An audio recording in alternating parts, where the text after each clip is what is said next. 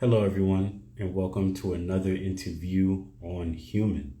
Today, we will be interviewing Emily Nelson, the owner of Be A Tree Cremation, that uses water cremation, which is extremely beneficial for the environment, and 90% less energy than fire cremation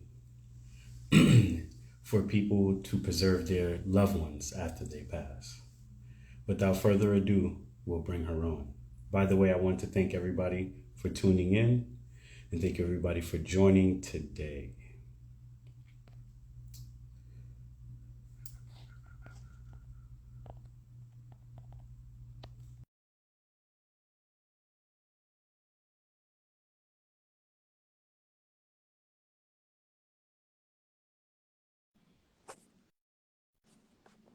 Hey, hello, how you doing, Emily? I'm well. How are you, Troy? I'm good, not too bad, not too bad. Thank you for agreeing to come on. I appreciate it 100%. Now, that's a nice butterfly. Thank you. Yeah, it's like it's frozen in time. um, so, how are you feeling today, first and foremost? I'm good. I feel peaceful and really grateful to be alive today. Good, good, good. Same here, same here. I'm always grateful, do my morning routine and think about my life and how it's going. Um, one thing that I wanted to say is nice spectacles also. And are you holding your phone or do you have something that will be holding your phone for you? I am holding it. All right, can you prop it up because it might, be, I don't want it to accidentally fall during the interview. Is there any way that you could prop it up? Yeah, let me see if I have anything nearby. We just moved, so I have a bare bones setup here. It's no problem. Take your time. We're all here for you. It's no problem.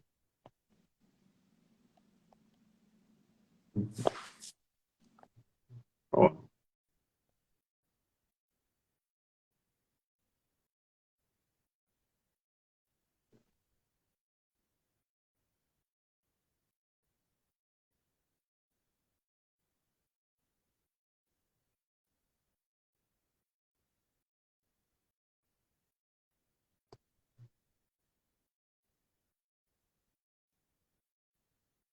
this is going to be a great interview.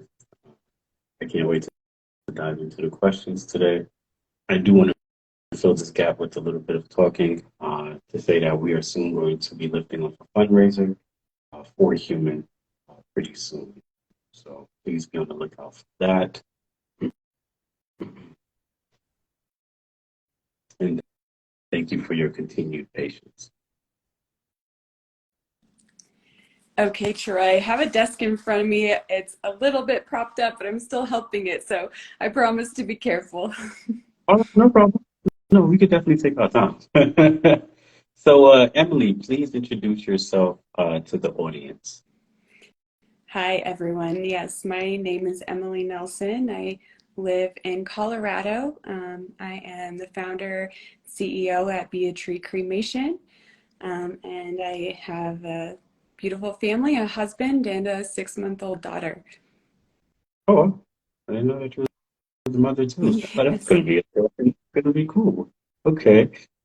Um, just to give us like a overview of what the environment is like, can you tell us what the environment is like in Colorado? I've never been. I've heard great things about Colorado, consistently actually.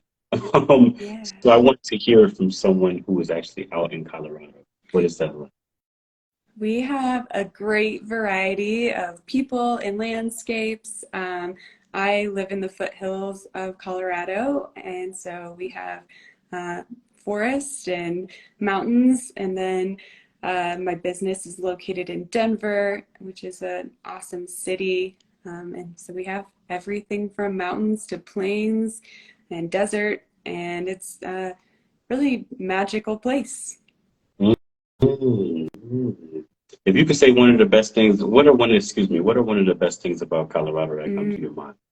yeah, I would have to say just being outside. Like, there's really few states where you have such ample opportunity to be in nature. We have more days of sun than almost any other state. And yeah, being outside is just so healing. And so I appreciate that about Colorado so much. Would you say that y'all get more sun than in Florida? I don't know the statistics, but I know that we are among the top in terms of number of days of sunshine. Okay, nice, very nice, Yeah. very nice. I got to go out there and take a visit one day. Yes, you need If to. I do it, that'll be nice.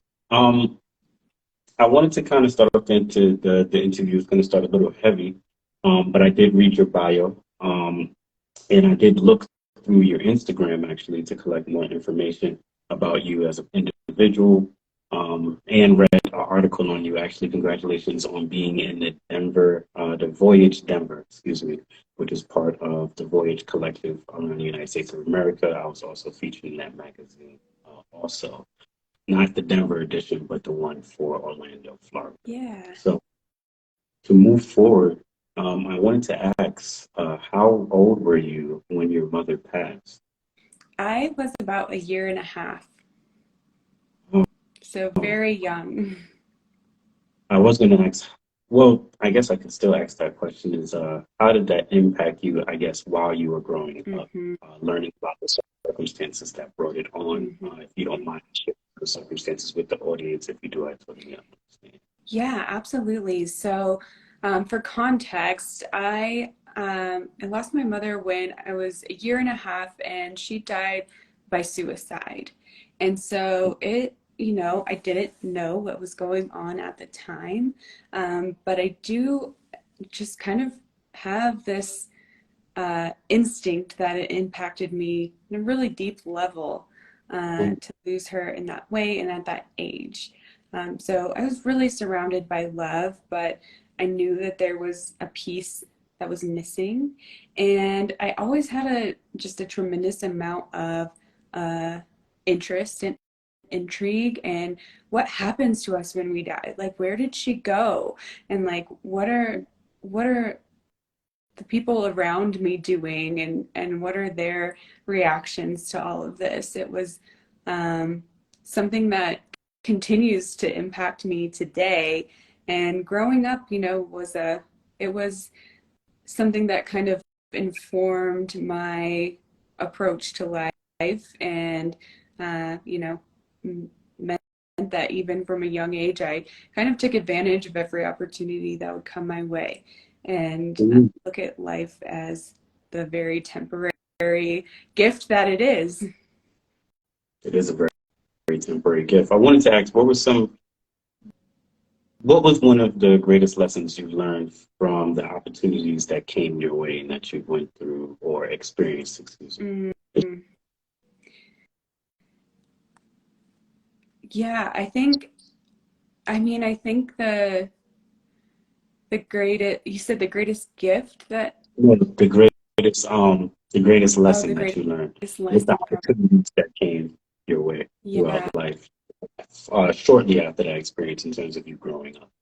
Yeah, I think that, having the fortune to have such great family, and then having someone that came into my life. My dad remarried when I was about 5 years old, and so this woman who I do call mom, she legally adopted me and is still a big part of my life and a big inspiration to me. And so I think that the lesson is that your family is those who are here and surrounding you, and they don't always have to be blood related. Mm, I like that. I like that. I also was adopted too, and Mm. I read that. I was adopted at the age of 2. Oh, that's special. Yeah. Very, very, yeah, very, very young. Yeah. I'm not going to get into my story. I always like to drop off little hints about who I am, but I don't want to get into the whole story of who I am because this is your interview. Um, moving forward, after your mother passed, did you only grow up with your father for a while?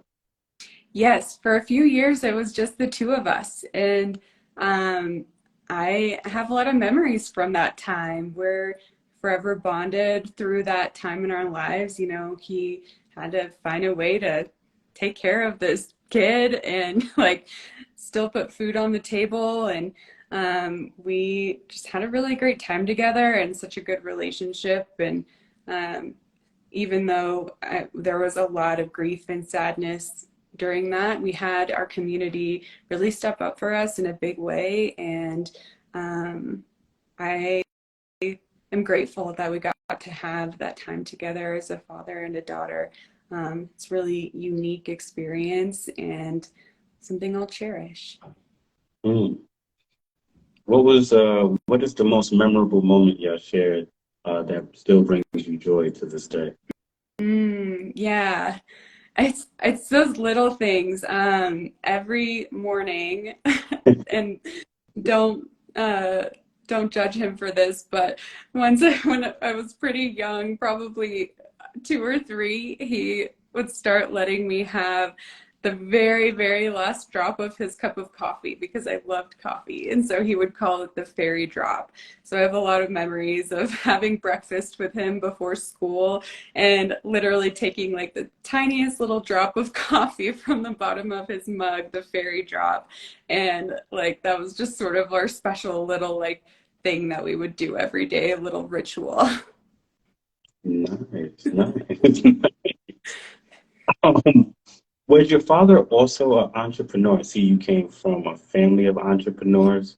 Was he himself an entrepreneur also? He was in real estate until he retired a few years ago, but that was his career. And I mean, if you know anyone in real estate, or if you have ever been in real estate, it is really almost like having your own business. You know, you are fully responsible for your time and your clients and everything that you do. So, yeah, I think he had that in him as well. Nice, nice. Yes, I do know someone who does real estate, actually, two people. We interviewed somebody who does real estate in New York. I, That was a wow. pretty interesting interview. I know him personally. Um, Continuing forward, can you, as a person who comes from a family of entrepreneurs, can you name one pro and one con of coming from a family of entrepreneurs? Yeah, I mean, I think I'll start with the con.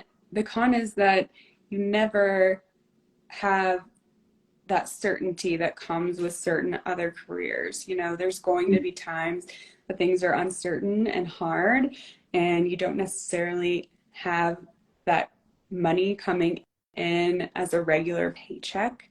But the pro, there's so many. I think really being in control of your destiny, and being able to write your legacy in a way that means something to you that you may not be able to do by working for someone else. Very, very good. Yeah, that's why we're both here, right? We're writing our own legacies. Yes. You be a tree, and I do interviews and own a multimedia platform. As of right now, that's growing slowly but surely. Um, Yeah. who, when you were younger, what did you aspire to be when you was growing up? I Mm, know you didn't think that you would be getting into cremation. no, I didn't. You know, I think I always knew that I would have a business of some kind. You know, I would like always like set up little like restaurants for my family and like, you know, when I took a job in marketing, I would always dream of like having a beauty salon or, you know, I knew that I would have a business of some kind. And I didn't necessarily know what that would be. But I have Mhm. this really early memory of like, you know, in the years following my mother's passing, of like wanting to help people who were sad. Like people like quite literally I would think of like people who were crying and like what I could do to help them. And so that, you know, in a way really does reconnect back to now working in death care because um, Mhm. we work with people who are in the darkest time of their lives. And so I like to think that that was a little bit prophetic. Wow, it always led back to where you are now. Amazing. Mm. Oh, let me actually make this kind of, joyous. I feel like, I didn't want to start. I started off a little rough, but I wanted to lighten up a bit. Hey, that's Um, okay. I talk about death every day, so you can't you can't rain on my parade. but you can't beat me when it comes to that. Oh, what was your favorite activity when you were younger? Hmm. Hmm. That's a great question. I feel like you didn't have like a lot of like typical hobbies, and like I wasn't super into sports. I was never really good at it. And in high school I was like part of a business club, so I was kind of a nerd. Um, I I think it just all came down to like being with people and feeling close to people. I don't know if that counts as an activity, but I would always seek out like those close connections. I didn't have a huge circle of friends, but I would always seek out anything that would help me feel more connected to the people around me. Mm, I like that. Okay. Mhm. Oh, random question. I want to try something new in this interview. What is your favorite color? Green looks great on you, Thank you. Yeah, you can see by through my business and my decor and what I wear, it tends to be like either green or teal in that color family. though. Nice. Yes. Yes. So your favorite color is green or teal. It's either Yeah, or. it's a spectrum, like that spectrum of between green and blue is where I lie. Okay. Okay. The interview is getting ready to take a turn here, so just, heads up, we're going to start asking what, you actually do here Great. in a second. But what is one joyous experience you had when you were younger that you'll never forget? Mm. Yeah, I'm gonna reflect on that for a moment. Yeah, take your time.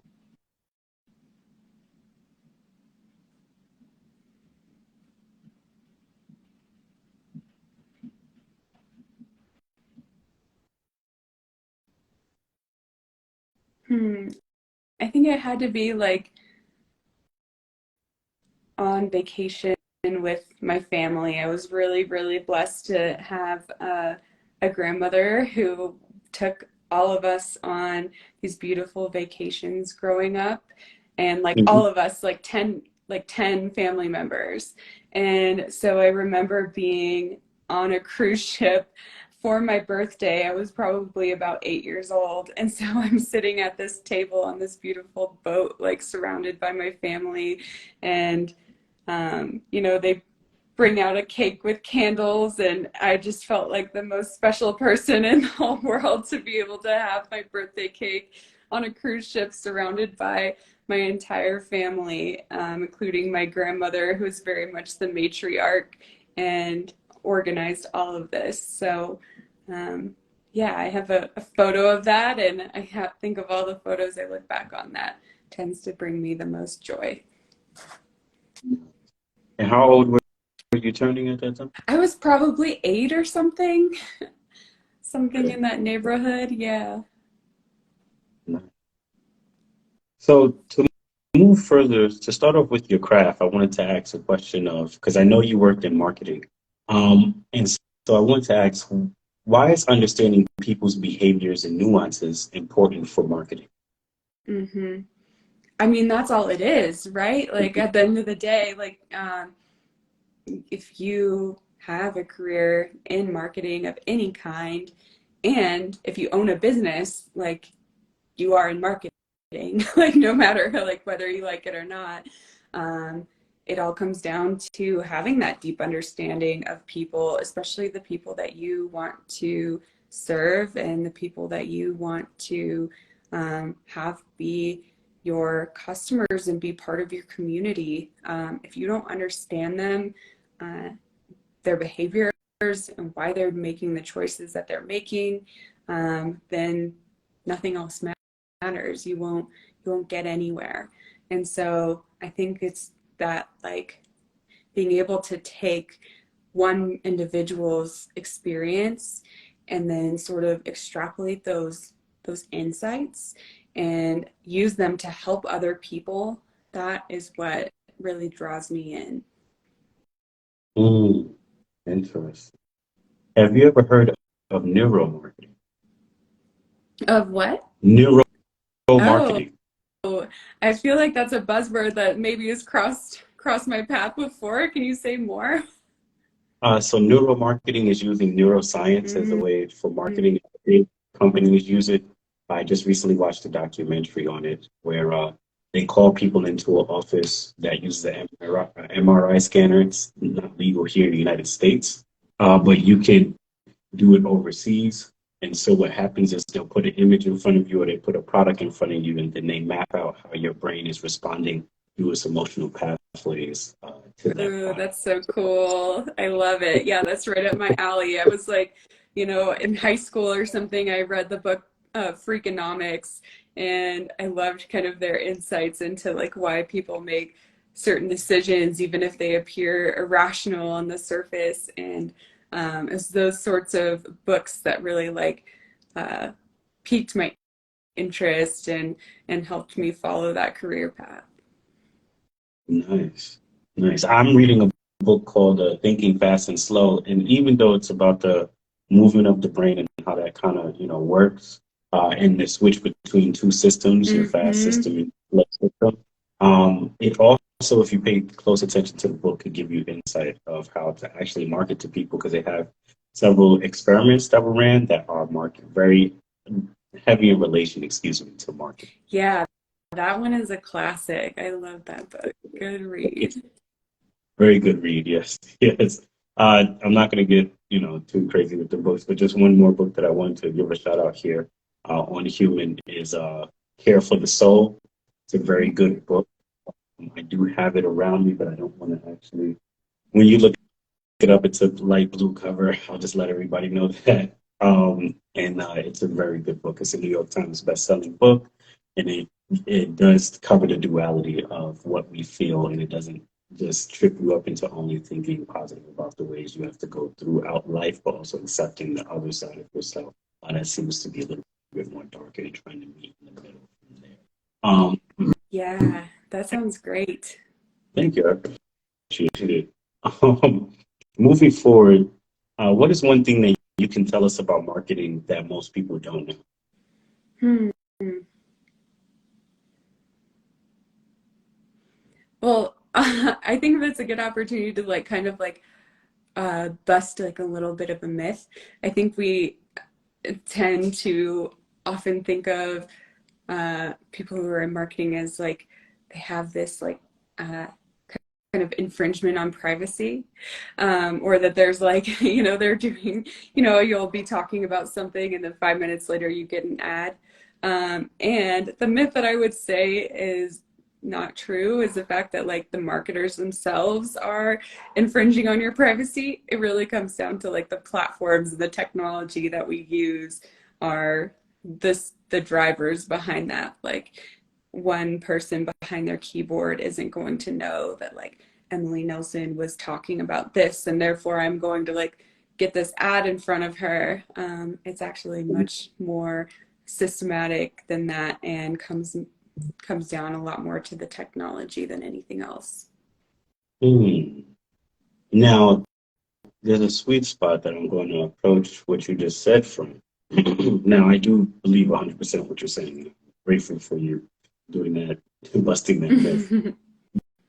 But then it causes to ask the question of, do you think these companies practices because it takes two to tango? So the technology does exist, and the Mhm. companies are most likely the driving force behind the technology. Do you obviously, all right? So do you think that that is something that is? Do you think that's something that should be practiced in marketing? Because Mm, it wasn't like that once before. And now, even I've noticed the pattern when I use social media of how much things that I think of at times that I even say or conversate about kind of pop up in front of mhm, me. So, what is your take on that? The legal aspect of companies using people's data to put things in front of them in a way that, sure. Yeah, from an ethical standpoint, I mean, I think that's a great question. I mean, I think that if it didn't exist, like people would still find a way, right? And Mhm. so I am a privacy advocate, you know, the new iOS update. I'm always is selecting like the ask app not to track option, even though I am in that field and I know that it can be a detriment to the tools that people have available. But I'm a believer at the end of the day that the best people in this space can, again, like if you know people on a deeper level as individuals, then you can find ways to have those conversations in ways that don't infringe on people's privacy. So, do I think those tools should exist? To an extent. I mean, they're really nice and convenient for companies to be able to reach people. And I have found products and services that are really amazing because of things like that. However, it does, like, I think there does need to be more oversight than there is today. Mm. What do you feel? I was just watching something the other day where a person was successful at a high number of views on YouTube, and he brought back the aspect of word of mouth marketing. Mm-hmm. What do you feel about word of mouth marketing, maybe even versus what we're seeing now with the technology? Oh, it's so important, and I think it will continue to be so important. And I mean, even like in death care, right? Like even though we're in this digital age, we still have such a high volume of people who find us because they had a friend or family member who used our services in the past. And so even in this digital age, when it comes to really personal and really sensitive services, you can't um, underestimate the power of word of mouth. And that power can come from conversations that happen over the dinner table, or it can come from TikTok videos. You know, there's a lot of ways that that can happen, that word of mouth marketing. And I think it is so important. And a personal experience is never going to be trumped by almost anything else in terms of the level of trust that people put into that. Mm, mm. Ooh, this is going to be a good one. How do you maintain that level of trust in word of mouth? Mm-hmm. What is your opinion Oh, on it's that? it's 100% in every interaction that we have. And I have this belief that intimacy is something that can be scalable. And so when I'm hiring people and I am deciding who I want to represent my company, I always look at that level of intimacy that they can have, and how can technology support that level of intimacy and also those personal interactions. So I think that that's how we control it, is we get to know every family that comes in our door, and we truly do want to honor every person that we're caring for. And we know their names. We light a candle for every single person that comes into our care, and that that can happen on a larger scale if the right people and processes are put into place. Mm, mm. That's super new. Amazing. Amazing. What I wanted to sit here and ask is, what does lighting the candle signify for your process? Mm-hmm. Yeah, I mean, we view death as a transition. It's next to birth. It's the biggest transition that we'll ever go through. Maybe bigger, but we actually don't know because it's such a mystery. But it's important. And whatever your spiritual or religious beliefs are, um, you know, whether you believe that we are going on to the next life or heaven, or whether you believe that it's literally just, kind of the lights going out, it's still a transition that's happening, and it will only ever happen once for us in this life. And so we don't want to overlook that. So lighting a candle for everyone who comes into our care is just our acknowledgement that that transition is happening, that that person matters and matters to a lot of people that are still here on this earth. And I think it's important. Mm, amazing. I wanted to revert back to one thing that I wanted to cover that I seen in your bio. So how was it before we dive deep into who you are now? You prior to this, you owned your own independent marketing company, and how was that venture? Please let us know. You answered so far a lot of these questions concerning marketing with great precision, and so I wanted to hear more about your experience working that independent agency that you've had. Yeah. I used to work more in healthcare on that side of things. And so I got to connect with a lot of people, healthcare providers. And that's kind of how I learned about the death and dying space as well, was from working with folks who were in hospice. Um, Mhm. and yeah, that experience is great. It really was sustaining for me for my career for several years. And though I felt an emptiness in it, right? Like um I felt like I was good at what I did, and I was able to help various people from larger organizations to smaller, like, one physician or dentist clinics. That meant a lot to me, but there was something missing. And that feeling never really went away until I decided to start Be A Tree. So yeah, I'm grateful for that experience and what it taught me and the skills that I learned.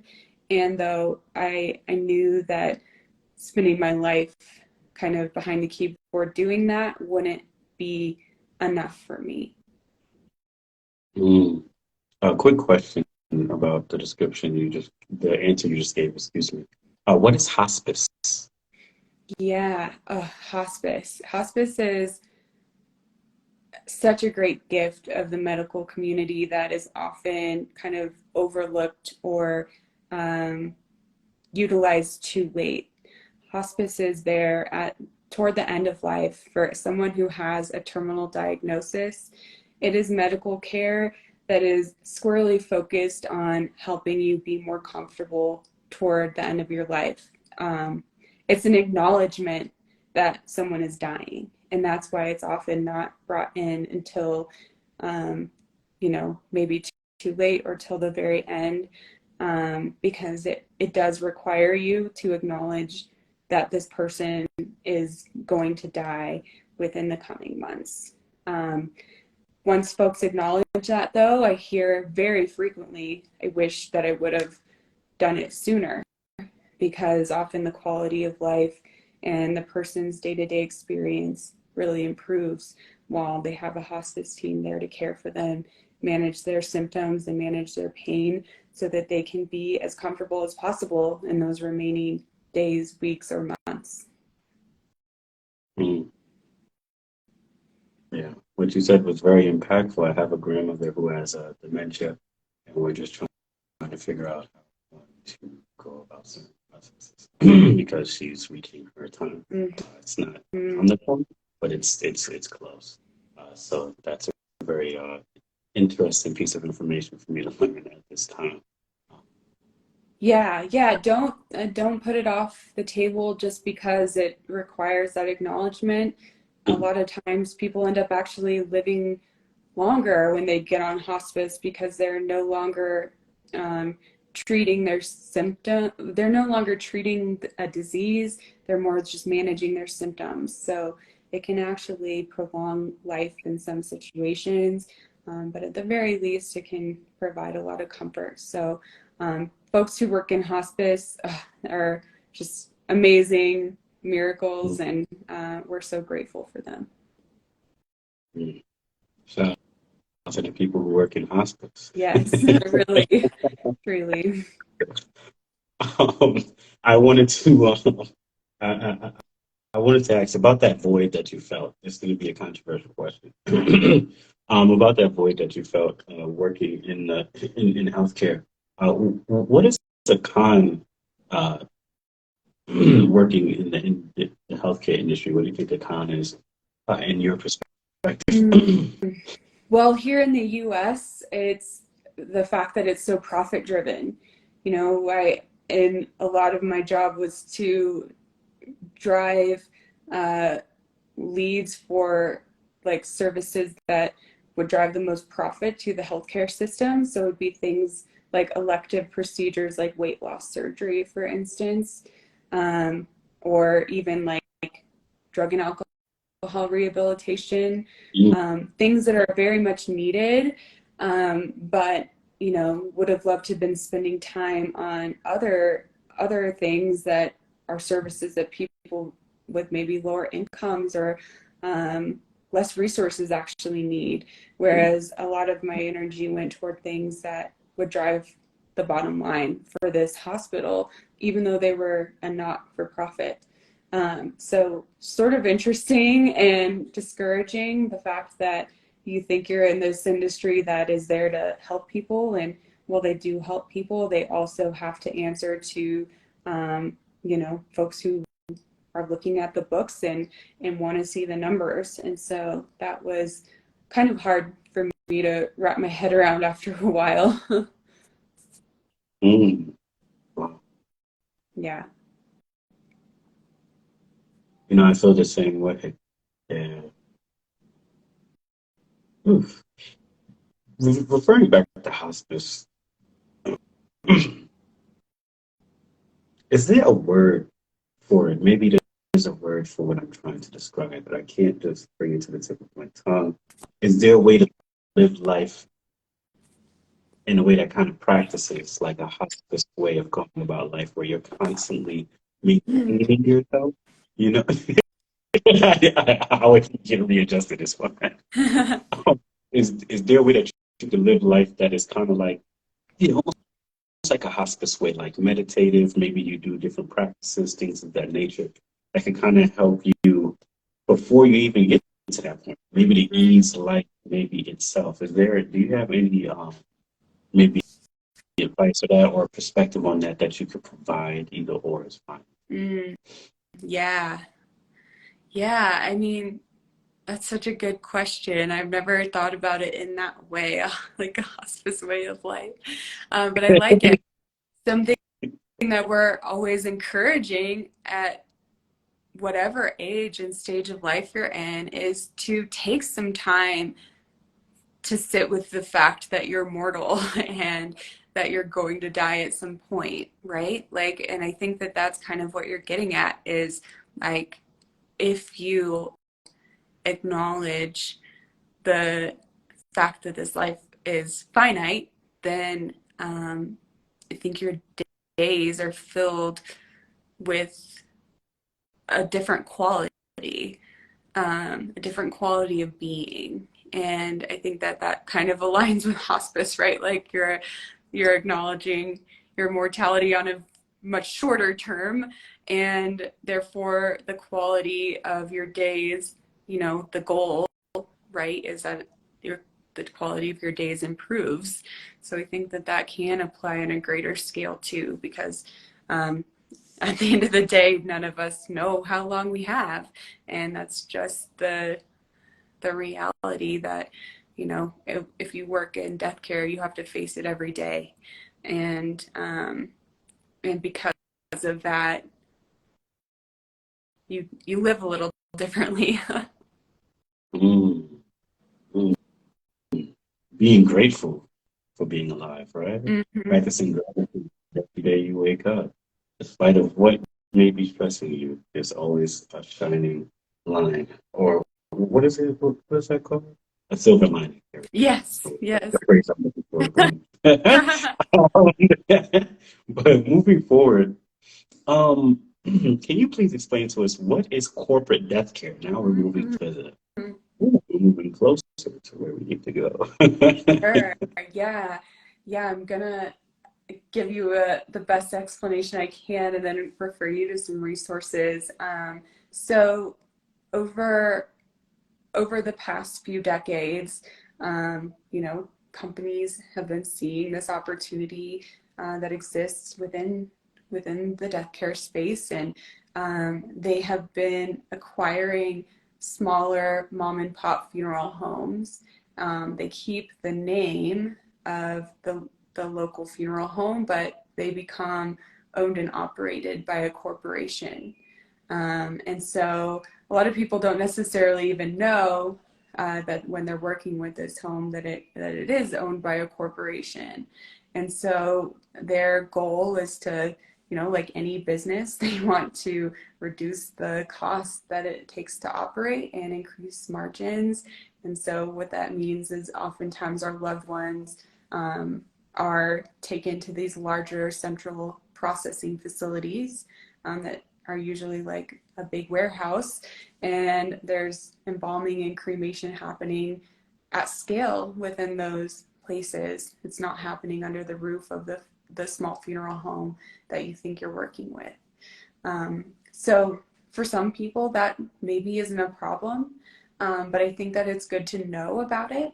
And so whenever we encounter people who are trying to make decisions, I always just encourage you to ask, like, where will my loved one actually be cared for? Where are they? And, just know that. And that's why it's been important to us, even though it can be um, uncomfortable for some people. We actually care for everyone and do our water cremation process all under one roof. So the person that we're caring for never leaves our care until they're being returned back to their family. And that's what's been really important. Mm, wow. That is Um, some info. I do want to give you a resource to a great uh, dear friend of mine just did a TED talk here in Denver, and it was recently posted on the TED Talk channel on YouTube. And she talks about this at length, and it's a really great watch if you want to learn more about corporate death care and what the alternative looks like. Is your friend, is her Instagram called Death Wives? Yes. I did research. She just started following us. I will be in the process of reaching Beautiful. out to her to see if she would possibly like to be interviewed. I have to obviously I have to give it some space before we bring her on, because there's a lot of You people don't want from to do around the back world. to back death interviews? Oh, no, no, no. There's already interviews scheduled for the next coming weeks. I have but it's a long line of people that we're international, so we bring on people Uh, from around the globe. We get yes, amazing. thank you. Thank you. Back to back that interviews. Oh man, that might be a little heavy there. Who knows, you know? But this is not bad though. I love your explanation of uh, what is it that you do, and also the passion to share information of the backstories about what's going on in certain industries that people are totally unaware of. That's one of the great things that we do here on Human is we supply people with information that they could possibly not find anywhere else through another person's experience and perspective and life story. Hmm. So I find that to be important. Um, but I wanted to ask this question. I think that this question will serve a number of people's curiosity. Why is it so expensive uh, for people to go through the process of either being buried, cremated? I researched a couple of numbers, and I'm like, and then you got to count in the funeral. I know it's business, but I was just curious as to why it's so expensive. Yeah, yeah. I mean, it really depends on which way you approach it. If you look at burial, traditional burial, it tends to be so expensive because there's so many resources involved. When you choose conventional burial, meaning you're often embalmed, and then you also have to be in a casket. And then within that casket, you're also in a large concrete vault. And so, because of all those resources that go into the process and the people involved, um, you know, that adds up. And of course, like you said, it's a business. So folks are trying to make sure that it is profitable. So it's resource intensive. And that's why conventional burial tends to be so expensive. Um, Cremation, you can have both ends of the coin, right? There are ways that you can get a fairly inexpensive cremation. You may not get a lot of personalized care in that experience, but for some people, that's all they need. That's all they're seeking. And then there's sort of like this middle ground, right? Which is kind of what I think we offer, is somewhere between this like very formal, buttoned up, resource intensive experience and a experience where you don't get any hands-on care. We're sort of in the middle, and we want to meet people where they're at. So again, I think the fact that so many people are choosing cremation because of the cost and because they don't want a traditional funeral, I've come to learn that that doesn't mean that they don't need or want someone to care for them, right? Like there's still these little moments where you can inject some meaning for someone. So I'll give you an example. We offer something called a witness cremation, where a family can be there to see their loved one being placed into our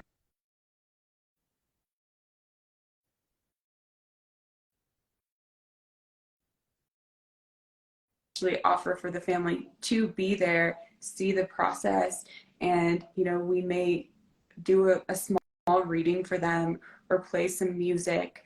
The fact that someone wants something simple doesn't mean that it shouldn't be meaningful. And that's sort of where I think that happy medium can live, where you are providing personalized care, but you're not gouging them on prices either. One second. Want the delay to catch up. um, oof, this is going to be another controversial question. Sure.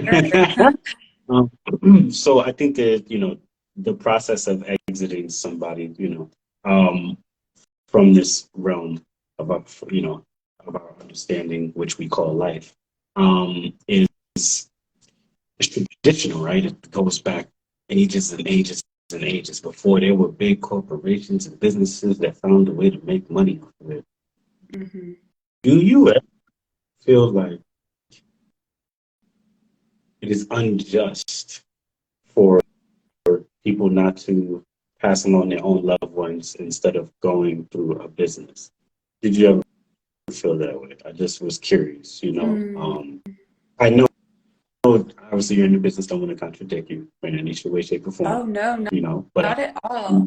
Again, that's to kind of get why we offer what we do. We give families the opportunity to be hands-on if that's something that is going to bring them peace. And so I think that there is this world where families can feel empowered to care for their own loved ones, and where you know you still have to do something with the body, right? Like you have to, something has to be done with it. So that's where I think businesses still need to come in and aid in that process.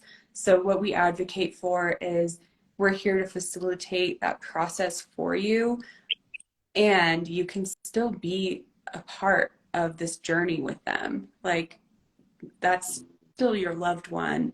And if you want to be there, then be there. And if you want to know what's going on at every step of that journey, then you should know that. And I think that that is part of this reclamation that's happening, slowly but surely, of recognizing that it's okay and it is sacred to care for our dead. Mm, mm. Ooh, this is gonna be a good one. So I read in your bio that there's a curtain that covers industrialized death, and I think you spoke about this maybe a little bit earlier, but I wanted to uh, ask you what happens behind the curtain of industrialized death. Yeah, I mean that's kind of what I was talking about before. Like it's that big central warehouse and it's things happening like almost like it was a conveyor belt type of situation. Like not a literal conveyor belt, but that's the analogy, right? Like it's volume. And again, I like to clarify that it's okay to point out flaws in the system without actually villainizing the people that work in it, because there's some amazing and incredible people who do work for those companies, and I think that they do care, and yet they are um, only able to do so much within the system that they're in. And so yeah, that's industrialized death is sort of depersonalized and removed from the loved ones. So exactly the opposite of what you were talking about, where people used to do this care themselves. Yes, tradition send them off in a boat that's lit on fire. Mm-hmm. Um, so, what led you to establishing Be a Tree Cremation? Please let us know the story behind Yeah. that. Yeah. So after the few years of working in the death care industry and seeing seeing what resources go into it, it felt really disconnected. It felt disconnected in the that same way that we just talked about in terms of not be having family be very involved in the process, and it felt really disconnected from nature. Like I remember learning about the fact that someone when they're buried at a more traditional cemetery is inside of a casket and a concrete vault. And I remember like almost feeling really cheated. Like, what? Like, Mm, they're not in the dirt? Like, the dirt, they're not in the ground. Like, they're not even touching the earth. And it, it almost made me feel like we were being robbed of our body's ability to go back to the earth, which feels really natural and just instinctual to me that our bodies should be returned back to nature. We come from nature, we're beings of nature. Like, why would we try to stop that process from happening? And then I learned about the environmental impact. We are uh, using all these resources, all this concrete. So we're burying enough concrete every year to build a highway from San Francisco to Portland, enough steel to build a Golden Gate Bridge every year in burial. And then with cremation, which is now more popular than burial, especially in places like Colorado, we have 3 and 4 people being cremated, and each cremation is about the equivalent of driving 600 miles. And so it's just very resource intensive. And it's sort of like, for what? Like, why are we putting all this into um, someone who's dead? like, they're like, I don't want that to be my last act when I leave this earth, is for my body to like have even more of a carbon footprint, like as a mm, corpse. Like a corpse doesn't need to have like a big carbon footprint. And so that kind of was really eye-opening to me. And then I was having a conversation with my mom, and I talked to her about all these different things, and she said, I would like to be a tree. And I said, okay, great. Like, we'll do like the natural burial, which is where you're buried without any sort of a casket or a concrete vault and you just, go back into the earth. And she said, no, I'm so terrified of that. Like, I want to be cremated. I don't want the worms to get me. And so that was kind of that moment where I realized, like, okay, we are in this society where people now want cremation. And we also need to like find a way for that to be sustainable. And so that's what led me to discover water cremation or alkaline hydrolysis. And it just seemed like the best of both worlds. You get to have that low carbon footprint. It's 90% less energy than fire cremation. And you get to go back to nature, but your family still gets ashes, right, in an urn. So you still feel like you're getting that piece of your loved one back so that you can remember them. But in the process, you're being kinder to the environment and you're able to go back to nature. Mm. So I know you touched on it a little bit, but I wanted to expand on it actually. Mm-hmm. I read in your bio that the method that you use for water cremation has been around for over a century. So if you don't mind Yeah. letting us know, what is the method behind water cremation? Mm-hmm. In great detail, please. Yeah, for sure. Okay, great. I love going into detail on this. So, alkaline hydrolysis is a scientific and legal name for what we do, what we call water cremation.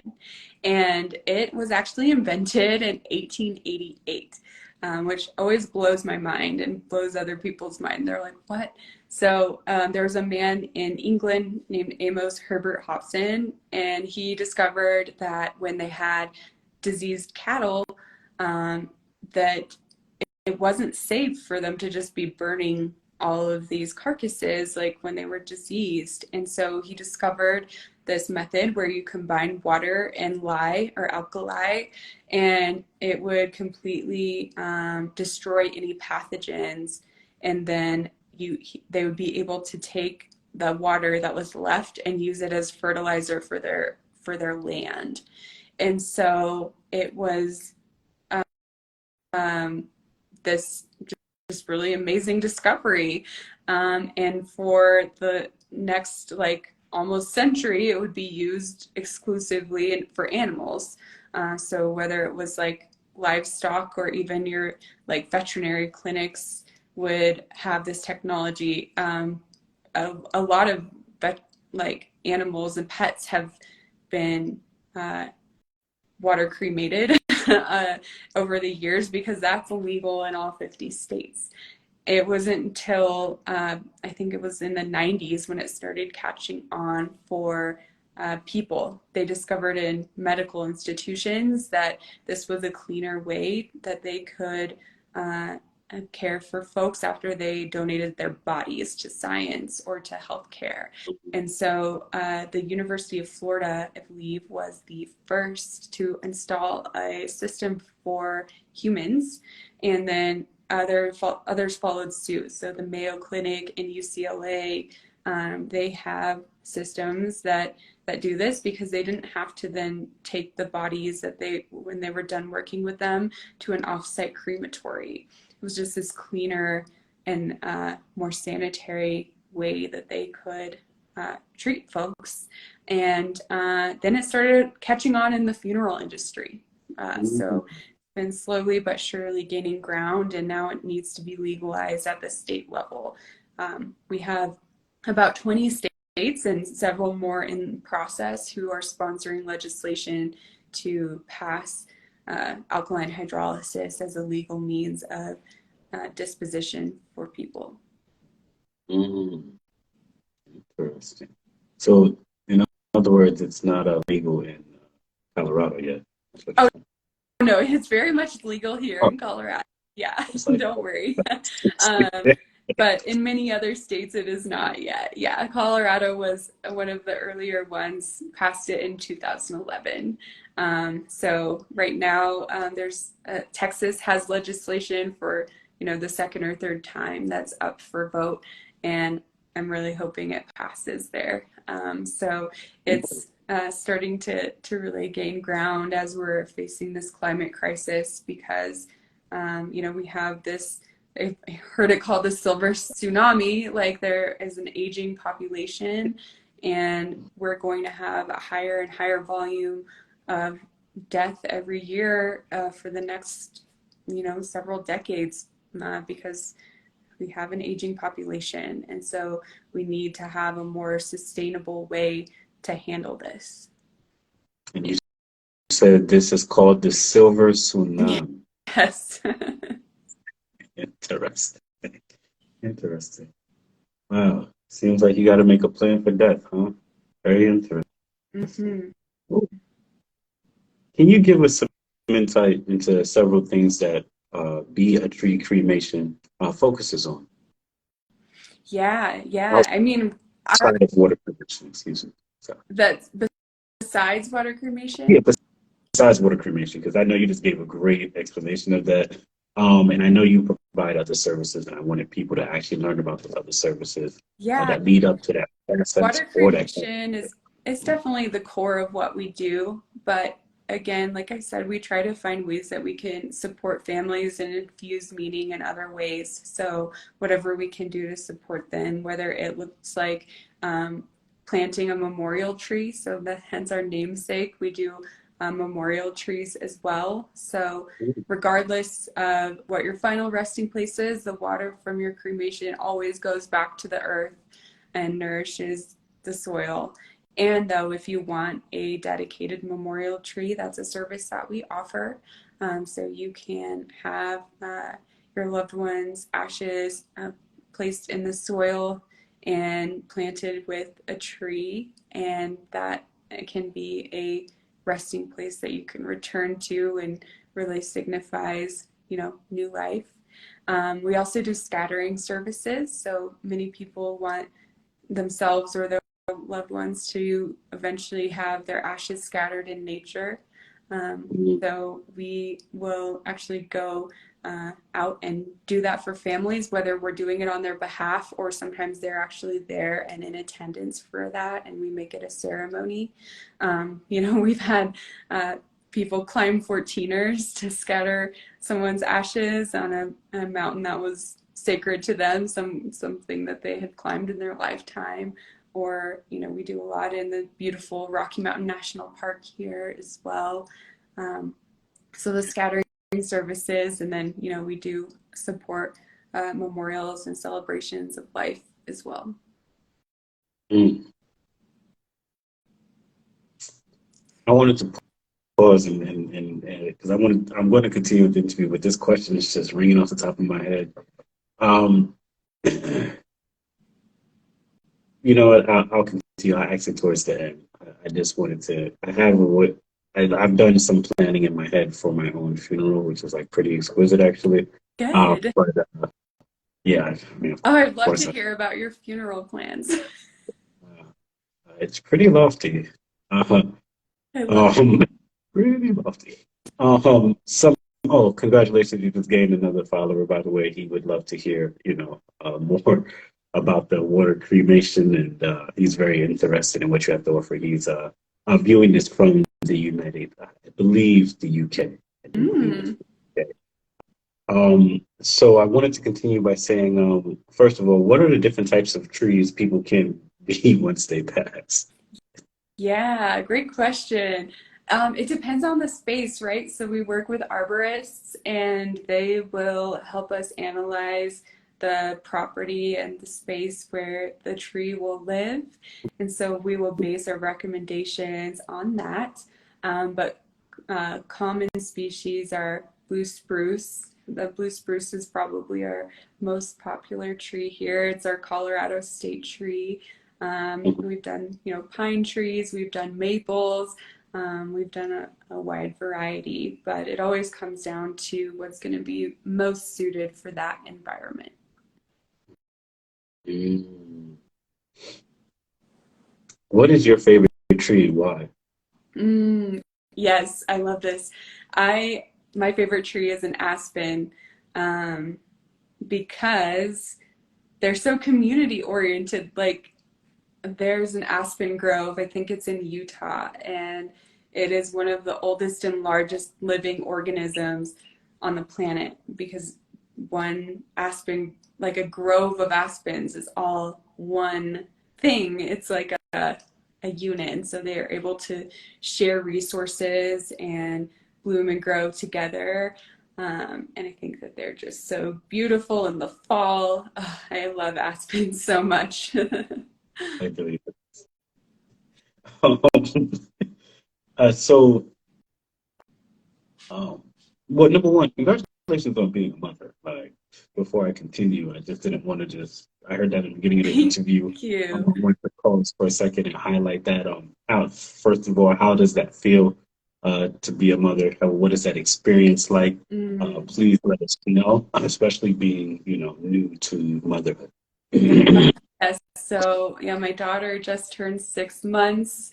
Um, it's incredible. It really is. Like, I'm still wrapping my head around the fact that I'm a mother. In fact, when I sent you my bio the other day, after I sent it, I was like, oh my gosh, I didn't include that I'm a mother in my bio. Like, I still can't like fathom that that's me now. But it's so, so special. And, having had the journey that I have with my own mother, I'm finding it to be really this big chance of healing on a deep level, to be able to be a mother for her and see her grow up and uh, hopefully be a role model and show her what's possible. It's really just driving home how important it is for me to have a legacy that I'm proud of, because it's not just for me, it's for her now. Mm, mm, mm. I usually ask the reverse of this question, but I'm going to now reshape it to fit this scenario. Mm.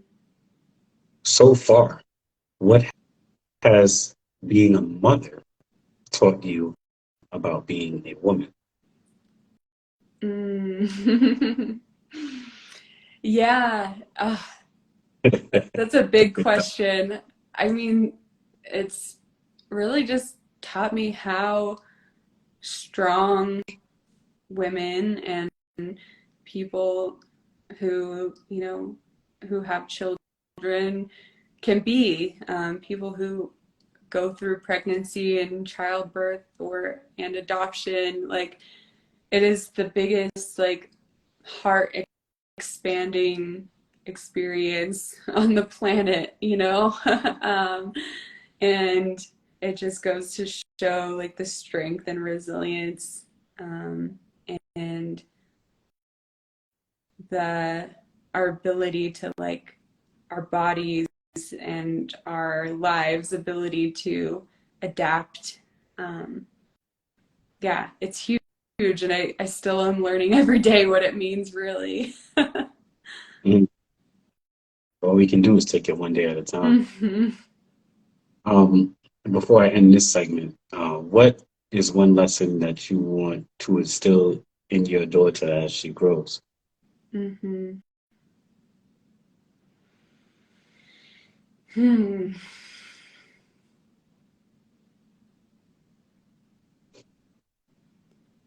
Yeah, I want her to be kind to herself. That that's something that I'm having to relearn because I think it's so important for her, that I'm trying to teach this to myself. Again, the importance of being kind to yourself, because I don't really think that if you aren't kind to yourself, I think it's almost impossible to be kind to anyone else around you and to the world around you and the earth. And I think it starts there. And so I want her to learn that so that she can then be there for the world and, you know be be a good person to everyone else. Yeah. Ooh. So I think this is the perfect time for me to go ahead and ask this question, actually, Mhm. or draw the scenario out. So, how would you like to leave? What would your process be? Ooh, for when I die? Yes. Yeah. Um, not surprisingly, I'm choosing water cremation because it is the like the lowest footprint that you can leave. So I am planning to have a water cremation, and then I'm uh, before that, though, I should say I am encouraging my loved ones to do a home vigil. So that would mean that I stay at home after I pass for, you know, a few hours to a day, and people can come and kind of say what they want to say to me, and can paint my nails or do whatever they want to do to spruce me up, and then I will be water cremated, and then my ashes are going to be transformed into stones, which is another beautiful thing that is available now that you should go check out. Um, it's it's through a company called Parting Stone, and so my ashes are going to be stones. The water from my process is going to feed an aspen grove, hopefully here on my property where I currently live, if I still live here. And then I want my loved ones to just have a celebration out in nature. I picture like a big long table under the stars where they can drink wine and play music and connect together and uh, celebrate my life. Mm, amazing, amazing. So I'll share mine. It's Yes, you have extremely, to. it's extremely expensive, extremely expensive. But by Okay. the time of hopefully it happens, the technology will be in place. So in I think anywhere in Beijing, China, or Japan, actually, they have a train that is not connected to rails. It's held up by magnetic force. Uh, Mm-hmm. and so for my process, I wanted all glass, casket glass, and silver, where you could see me. It's going to be see through, and I want people to come out in the streets because by the time, hopefully, I pass, I would have completed my mission with human, which is a very, very extremely large one. And it will be world renowned that I'll be known by that time. And so what I wanted the magnetic system that upholds that train that doesn't allow it to touch the Mm-hmm. rail, allow the casket to not have to be carried, that it could be guided by people instead of carrying the casket or anything of that nature. They were guided in the streets and have people actually celebrating next to me as I continue to go towards whatever destination Wow. is towards. Um, I and thought I've it's heard it all, Troy. This is amazing. oh, thank you, I appreciate that. Um, and so in the end, I want to be uh, I don't necessarily want to be buried. I do want to be cremated too. Now that I'm learning about water cremation, I'll already be in water. That was already planned before I even ran into you to be like kind of Mm. like floating up, but in like I said, a see-through casket with my body immersed in water, where you can actually like see me like floating Wow. almost, you know. So if I do decide, because I'm still working on the idea, but if I do decide to be cremated, I would like my cremations to be turned into like a necklace for my wife if she's Yes. still there at that time, that I will always be with her throughout the remainder Mm. of her life and whatever else she chooses to do with the ashes will be totally upon her. Actually, she'll be taking the lead on that, or who would be my next of kin or my loved one, whether that be my kid, whether it be my close friend, whoever is involved within that process would receive the next steps as to what they can do or what they're willing to do next. But I do know I want the ceremony to be extremely large, where people from around the world come together, just like what I'm striving to do with the platform, uh, as what I like to call a celebratory death. Excuse me. Yes. You're leaving out we will oftentimes welcome life with a celebration, and then we would also like to see the person exit with the celebration. Also, I think it's great. So, Yes. I'm holding this vision for you. I love it. You know, I was thinking about today, I had this like thought come in that we need to have an event where everyone gets together and does like a death vision board. And I can see your vision board like pretty clearly based on that. That sounds really amazing. thank you. I just, yeah, I thought about it. I was like, well, I don't really want to be carried for sure. I don't want anybody to necessarily carry. I want there to also be like pit stop moments where Mm, when everything is like in, a hoorah, everybody's going and, enjoying themselves, that the casket could just stay there floating for a while. Like if they decide to make those pit stops, and then they can continue moving forward. Uh, hold on, give me a second. I have a question from somebody.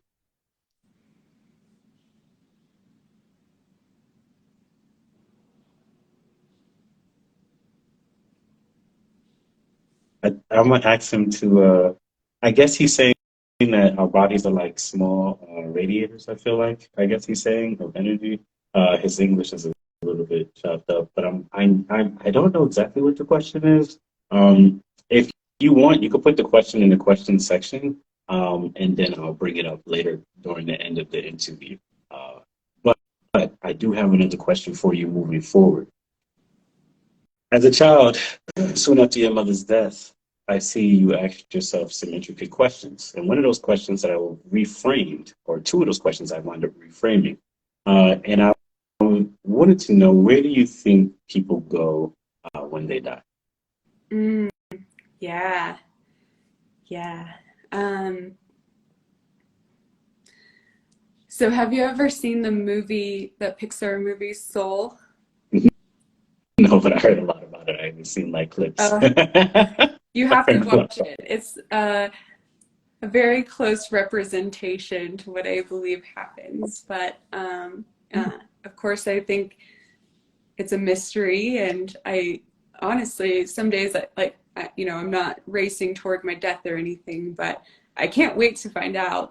I believe that, um, we're here on Earth as a way to learn and to develop our souls. And so I think that it's just sort of a departure of our soul from our body. And we go back to this greater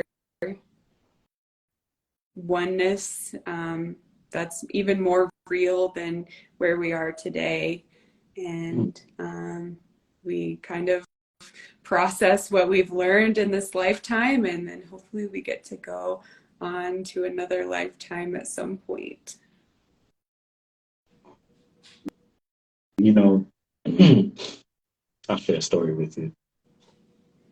So, when I was younger, probably like 10, maybe 11 years back, I had a close to death experience. Mm, And the story of people seeing the light, I can definitely verify is true. I saw it. I was actually running towards it wow. to exit. Of course, I came back to my body. It was numb.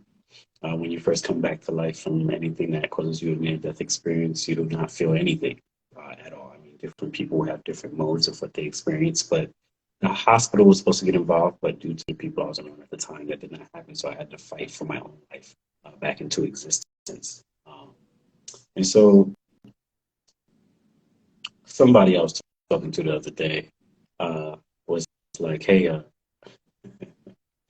what if that light was you being born?"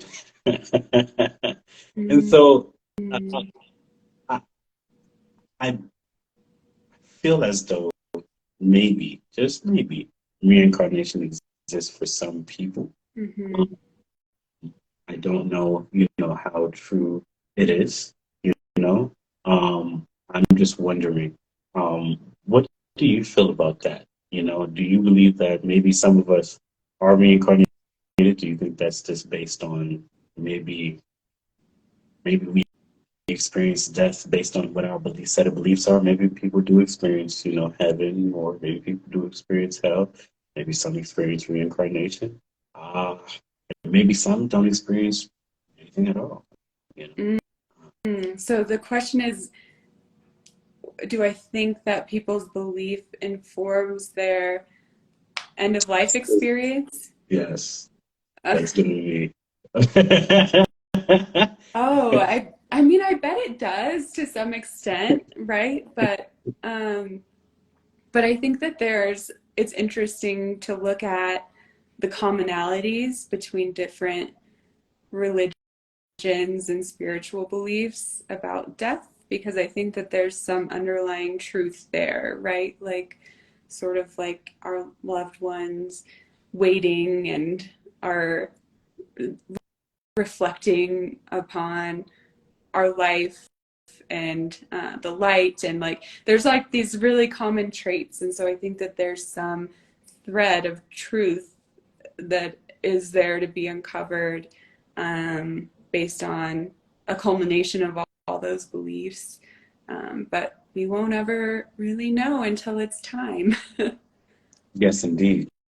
Yes, indeed. I just had that. Yeah, I had that. Oh, that's so interesting. I feel like you buried the lead that your near-death experience should be like the main topic. Huh? Oh, no, no, no, no, no, That's no, so no. Like, interesting. thank you. I appreciate that. I've lived a lot of life. I'm 33 years old, but I lived through a lot of things. Hmm. I have a book about it. Mm. So I'm working on that. Nobody has come to interview me as of yet. But as I told a friend of mine, it will probably take 4 hours plus to interview me in total because that's how much life I have lived. Hmm. I'm only at 33. So Yeah. um, just a little backstory for people who are watching this interview. The reason why I've had so much experience is because I was homeless for 15 years of my life. So Wow. I climbed out of that, and I'm here now. Still going through my ups and downs, but I have figured out a way to maintain this platform and continue to grow it bit by uniting people around the world to forge a global community that's hosted on a multimedia platform. So. Mm. Troy, thanks for sharing that. That's so incredible. Thanks for your willingness to really see people and get to know them. Yeah, you're welcome. No problem. What I discovered, just one last bit about myself, and then we'll jump back in for to the end, close to the end of the interview. But what I discovered when I was homeless was that there's knowledge or information sometimes in the darkest parts of the world. And what I mean by that is the people who are oftentimes overlooked as the homeless population. I mean, when I was on the streets with some of these people, they were it was some extremely intelligent people. I mean, Hmm. groundbreaking intelligent people who like just knew so much information. I remember one time I met a man with a briefcase that could power a whole city, but he wanted to operate outside of what we like to see as the matrix, you Hmm. know?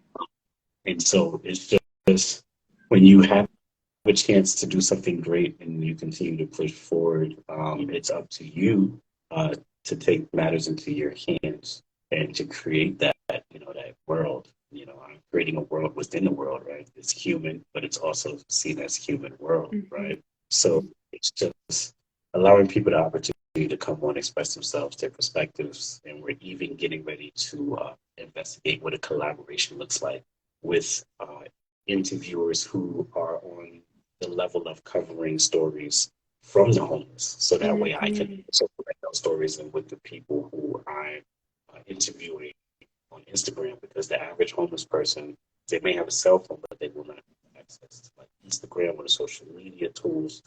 Also, just trying to figure out what that looks like as of right now is part of my journey. Hmm. Wow, I can see how your unique perspective and experience could really shed a lot of light onto things and people who need to be known. Yes, indeed. I mean, and then also think about it, the relatability, right? Like I've been adopted. I'm not going to get into how, not right now during the interview.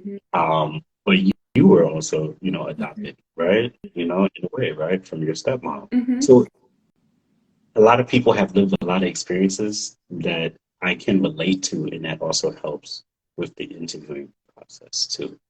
So um, I think it's important that I think it's important that I maintain the level of vulnerability that I have myself to also allow you to also be not allow you, but to welcome, excuse me, Mhm. to also be vulnerable yourself too, and being open. I think that's what being human is all about, in my opinion. But enough of me. Um, I wanted to ask you, do you think it is important people spend time with their loved ones who have passed after death, and why?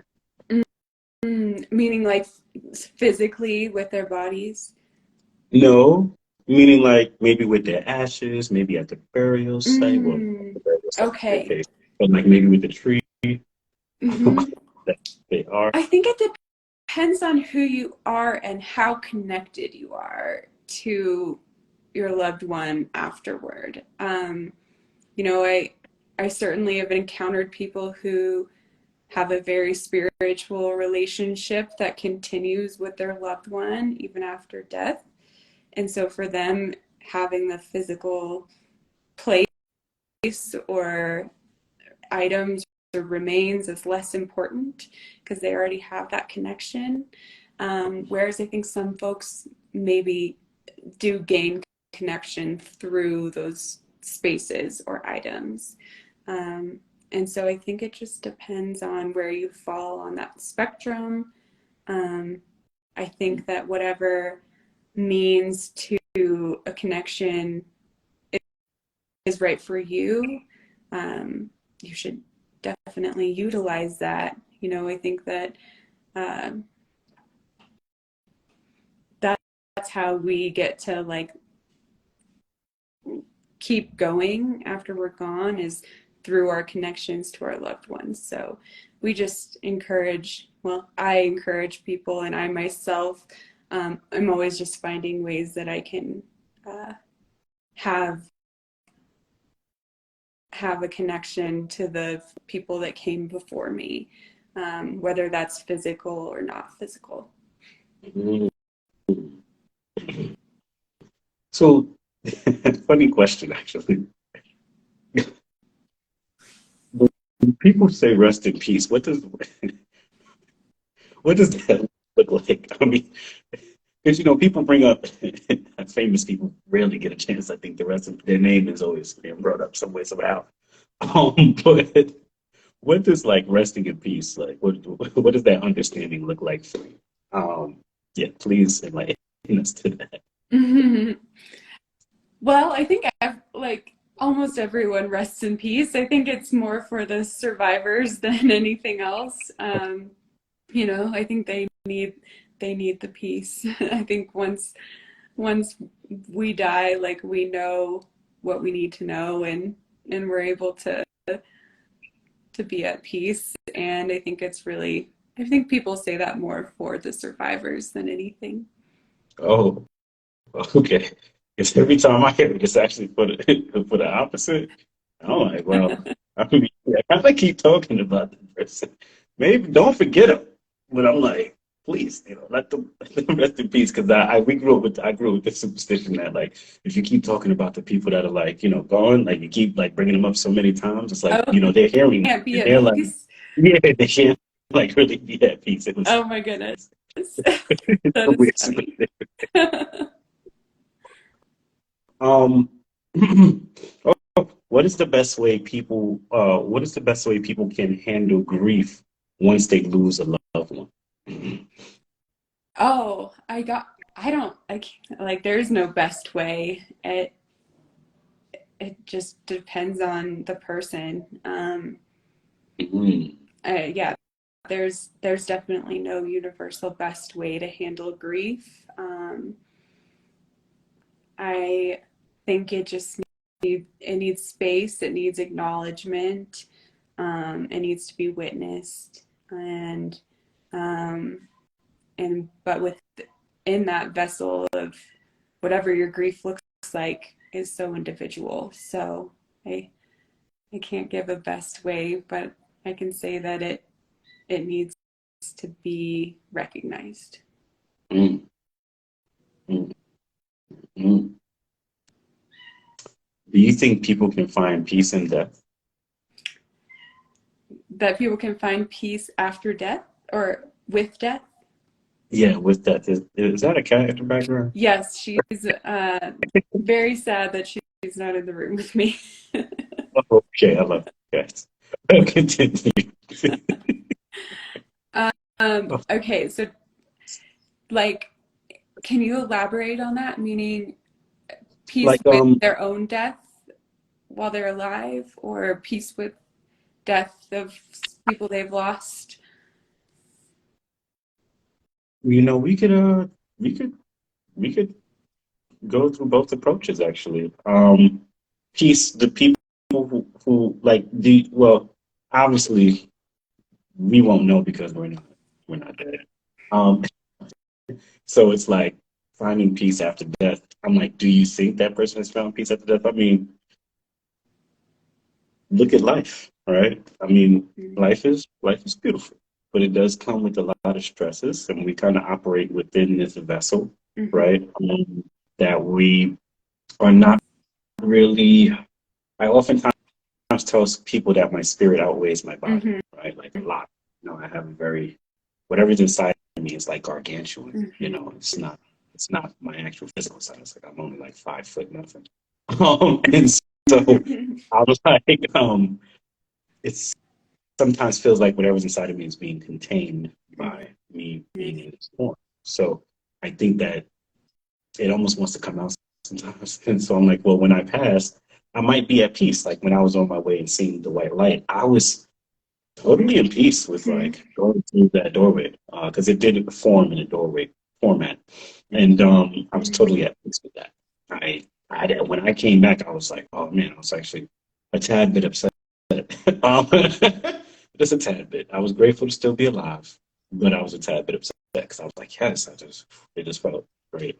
Um, but yeah, I was just wondering, like, what is your take on that? Do people find, for those who have already passed, do you think they find peace once they die? And then also for those who are in the living, based upon the way that we've been trying to structure the question, do you think that they also find peace once their loved ones are gone? So it's Mm-hmm. a twofold question. Well, I think you answered the first one for us. Like you have firsthand experience, so I trust you in that. Yes, I do think that. I think what you experienced is very valid and common. So because of people like you and sharing your experiences, I do believe that people are at peace when they're gone. And I think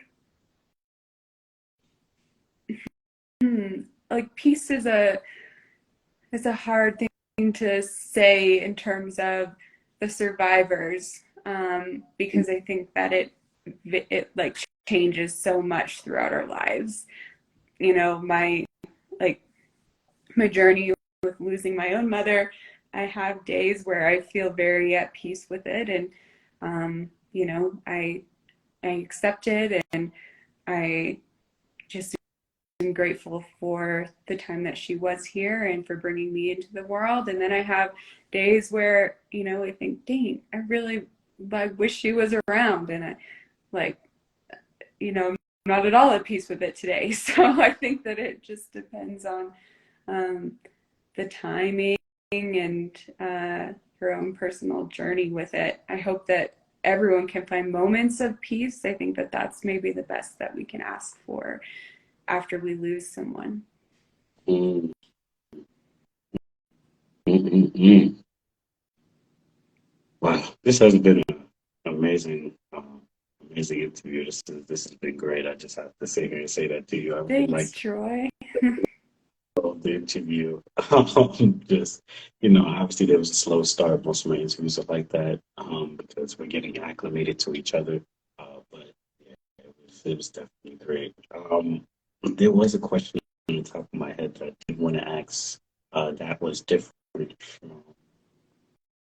Oh man. Oh, I know what it is. Perfect. So like trauma, right?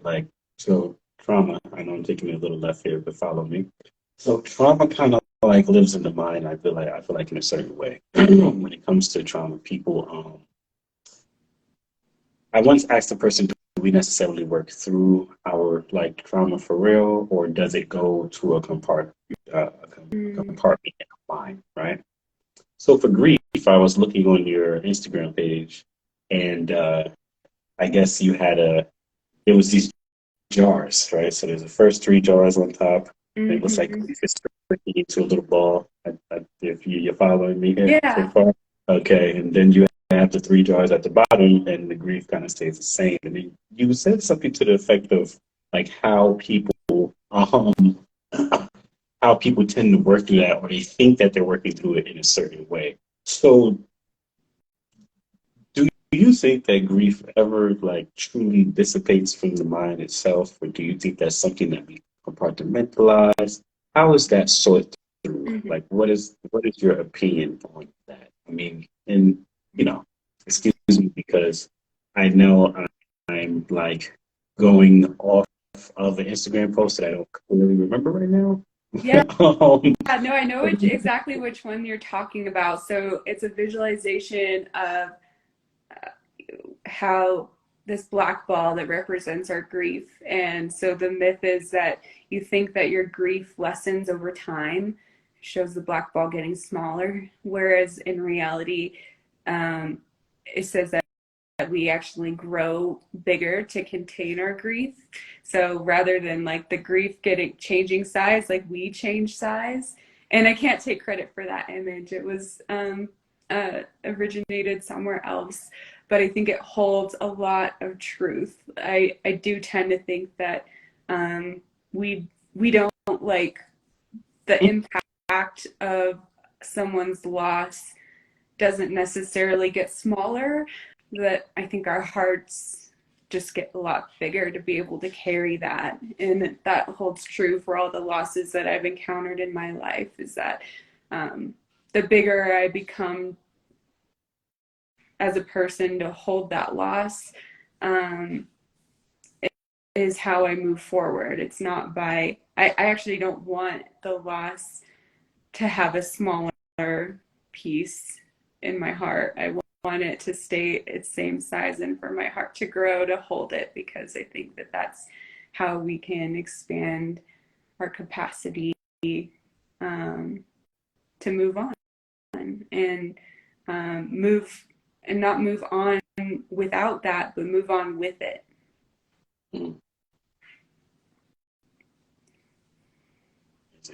I wanted to also ask, what is one thing that you want to, if there was one thing you could accomplish before you die, especially becoming you know, welcoming yourself to motherhood, what would that be? Oh my gosh. Um, Besides just leaving a legacy, you're already on track for yeah. that. Huh. I mean, I I want for like every person in the world to just know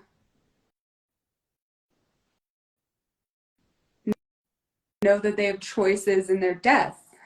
Like, and of course, I specifically want people to know about water cremation.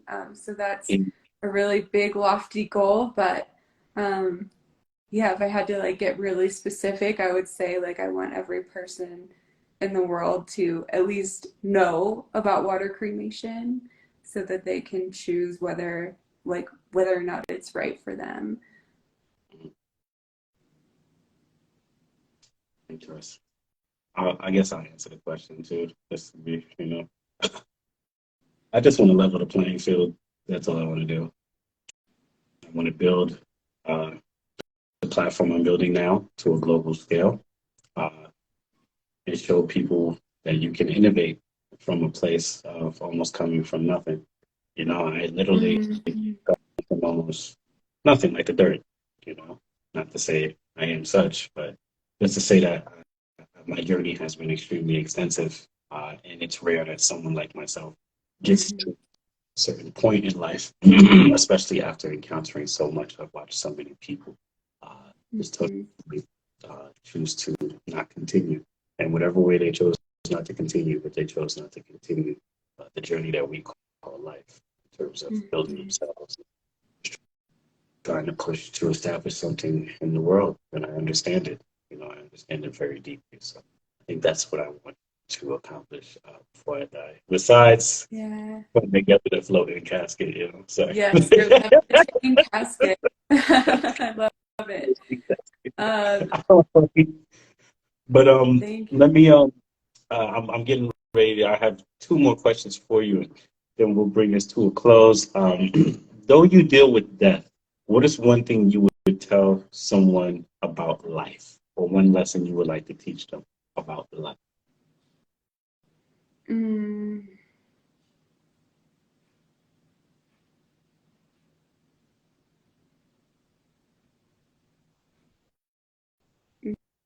yeah, I mean, that like it can still be beautiful even when it's hard, Mm, mm, yes, and indeed. especially Exactly. when it's hard. You know, that's the time when the soul really shows itself. Hmm. Sometimes, you know, when it's happy, we in a great headspace, you know. But when you have to dig inside yourself for that willpower to continue pushing on, Hmm.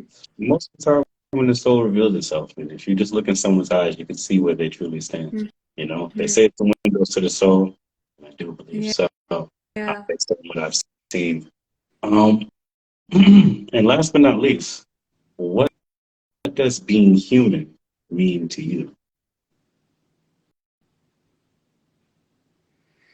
Hmm. I mean, I think it just means like to take advantage of the gift of consciousness. Like we have this like the like I think therefore I am like wow, we get to like contemplate our existence. That's really cool. Like I think that's amazing and we should not take that for granted. Mm, mm, mm, mm. Well, listen, thank you for joining us so much, Emily. I think it was amazing. For those who are watching this now, the interview will be out in the next 24 hours. We do have a 24-hour break before we do put out a new interview. Most likely by tomorrow morning, though. We're trying to speed up the process. Um, where can they find you, Emily, for the people that will be watching this that do not know of your company or Mm. know of you? Where can they find you? Please name the platforms.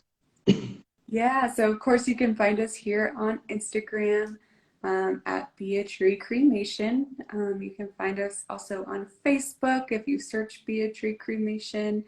And if you want to get in touch at all, you can email us at care, at beatreecremation.com. And we do try to respond to every email that we get there. Amazing. As you did respond to the call that brought us here today. And so I wanted to sit here and say thank you once again for giving us your time, giving us a great understanding of what is it that you do, and also with taking on the task of providing people with another alternative when it comes to the process of death, as we know that can be difficult for Mhm. most.